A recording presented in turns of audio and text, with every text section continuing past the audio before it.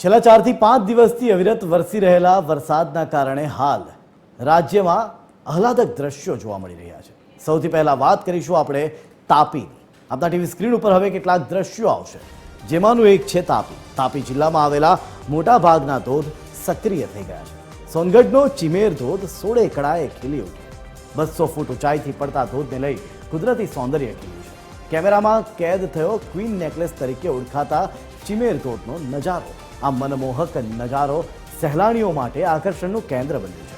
વાત કરીશું નર્મદાની કે જ્યાં મિની કાશ્મીરનું બિરુદ પણ નર્મદાને અપાયું છે। સાપુતારાના પર્વતો અને વિંધ્યાચલની ગિરિમાળા લીલાછમ જંગલો વચ્ચે હાલ વરસાદી માહોલમાં પ્રકૃતિ 16 કળાએ ખીલી ઉઠી છે।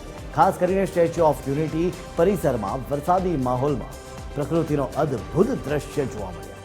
એકતાનગરને ચોમાસાએ માતા પ્રકૃતિનો અદ્ભુત સાક્ષાત્કાર કરાવ્યો છે। ત્યારે ક્યારેક અહીં વરસાદ ઝરમર વરસે છે તો ક્યારેક રૂના પર્વતો જેવા વાદળો પણ ઉમટે છે અને સાપુતારાની શાખે લોહ પુરુષની પ્રતિમા કુદરતની આ રમ્ય લીલાને અવિચળ સ્નેહથી જાણે કે નિહાળે છે અને ગુજરાતની જીવાદોરીમાં નર્મદા નદી આ બધી લીલા જોઈને હરખના મોજે વહી રહી હોય હાલ એમ પ્રતીત થઈ રહ્યું છે।